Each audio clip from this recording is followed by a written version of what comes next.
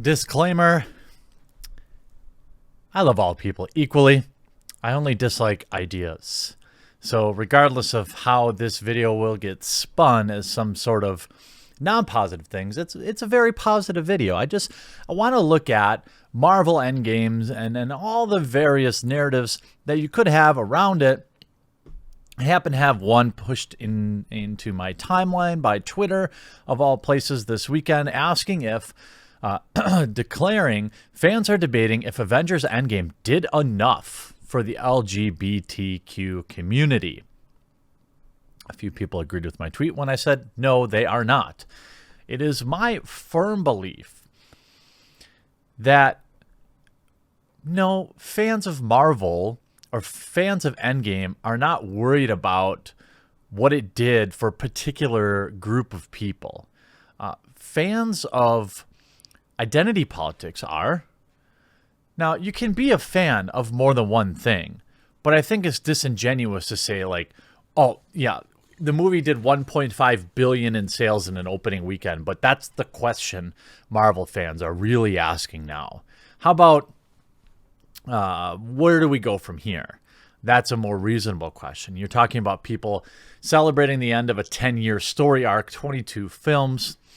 No, I don't think that Marvel fans are debating this. I think fans of identity politics, fans of social justice are debating this, sure, because by their opinion, from what I can read and what we're going to look at in these articles, the movies are owed. People are owed something from movies, particularly people of color or marginalized people. They are owed something from films in terms of representation.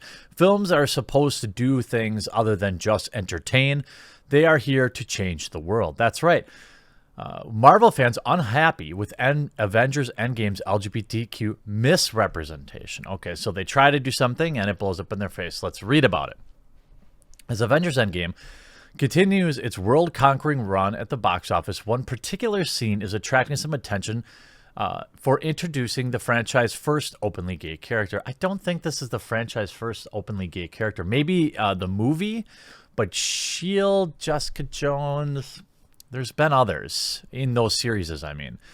And while some fans are pleased to see MCU finally take this first step in LGBTQ representation, others feel others were left feeling underwhelmed. Well, don't worry. I'm sure Brie Larson is going to help you. The character in question features a scene where Steve Rogers, and there's really no spoilers here, so don't worry about it, leads a post-snap support group. One of the attendees, played by an Endgame co-director Joe Russo, mentions that he went on his first date since the events of Infinity War. Using the he pronoun, he refers to his partner. In that moment, Endgame becomes the first Marvel movie to acknowledge that gay people exist. Oh no! A fictional movie hadn't acknowledged the existence of a particular group of people. Did Marvel acknowledge albinos? Has Marvel acknowledged androgynous tree people? Where do we draw the line of movies having to do all these other things outside of just entertain? This is the perfect encapsulation of the argument to protect escapism. Now, obviously, as will be misrepresented, is I have no problem with this in the movie. Didn't bother me one bit. But the implication is that the movie owed it to somebody, that people are owed more other than just being entertained, which I think is absurd. The problem is that the first example of an LGBTQ character is almost completely inconsequential, getting only one scene, a few lines, and no name. This is exactly what I'm talking about when you engage in trying to placate to people who demand things from you. It's never enough. It's like having an addict. It's like borrowing an addict a few bucks just to get them by. It will never be enough. They'll just keep coming back for more and more and more and more and more until you finally just cut them off. When you go on this, when we look at what the Mary Sue has to say about it, and in all fairness, the Mary Sue is a political ideology website. They make no bones about it. They cover mostly pop culture issues, but really they only care about social issues. let's talk about LGBTQ representation in Avengers Endgame. Spoiler alert. It's safe to say that there's a lot happening in Avengers Endgame, with the runtime nearly 3 hours. And are you okay, buddy? Yeah. Aw, puppy. So Indy has cancer. He's 14 now. The type of cancer he has, I don't know if you could even hear that on the mic, but the type of cancer he has, old age will get him before it does, but unfortunately, the type of cells that the cancer is makes his stomach create more stomach acid. And so even though he gets Prilosec and Benadryl every day, sometimes he has bad days and he just coughs up a little bit of stomach acid. I'm sure it's not great for him, but it's not slowing him down one bit. Anyway, in addition to wrapping up 22 films worth of stories, Endgame manages to quietly slip in the first canonically gay character in the Marvel films.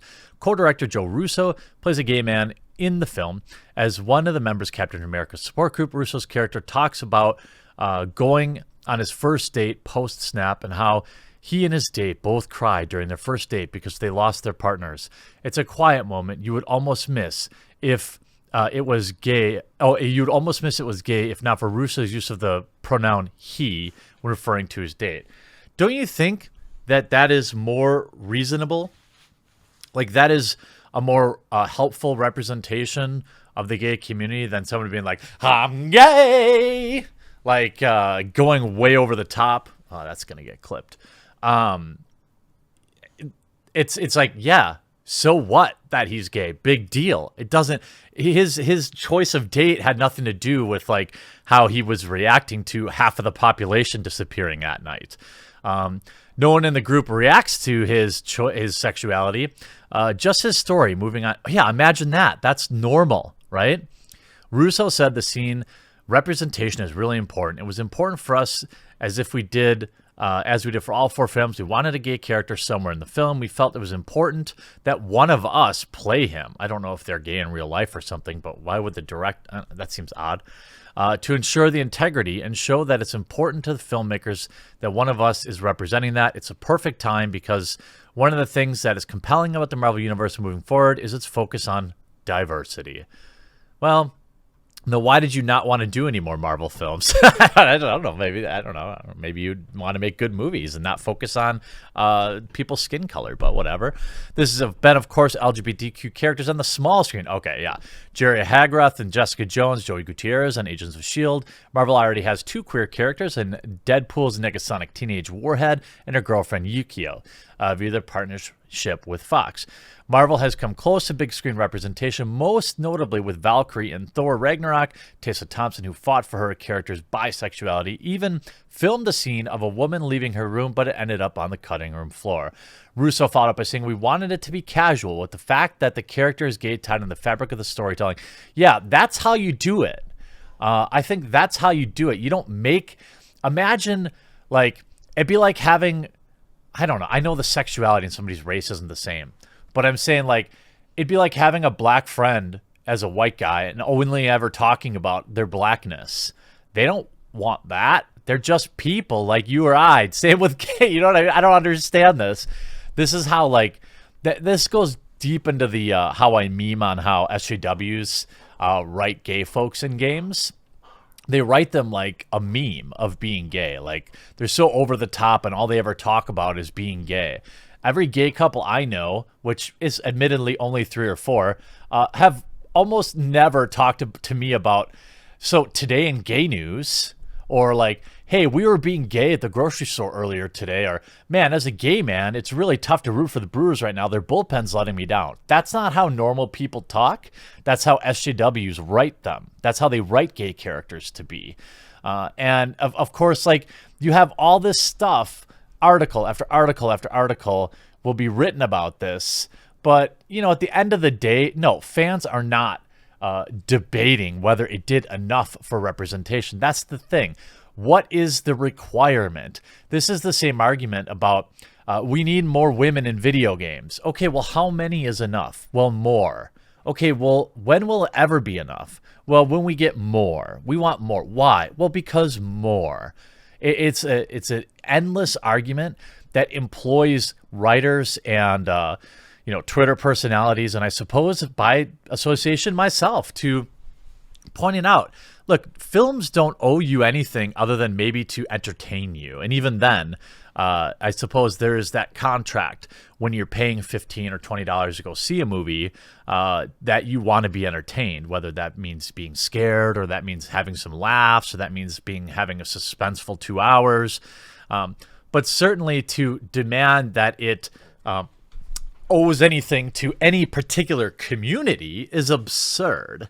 And I can't imagine many people are talking about this. Now, Mashable, of course, Avengers Endgame has the first MCU's first canonically gay character. Great, fine. I think, as the unofficial representation and movie critic, I think if you make it more natural and you don't have to pat yourself on the back every time, people wouldn't make fun of you so much. But when you have to pat yourself on the back every time, or you turn every gay character into a caricature of being gay, people laugh. People know why you're doing it. And they make fun of that. Not the fact that somebody chooses, not the fact that somebody is gay, or that they choose to put somebody in the film that is gay, but the fact on how you interpreted it and how you portrayed it and how quickly you were to place your back in front of the digital hand pats. Avengers did.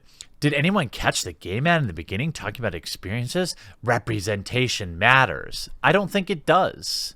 There aren't any overweight bearded guys in the MCU that I can think of, yet we come out in droves to see those movies. It's just absurd to me, but I think it's always fun to point and laugh as people try to politicize content. I mean, we have even Polygon today putting out Avengers Endgame Stan Lee cameo is a rebuke to keeping politics out of comics. I disagree.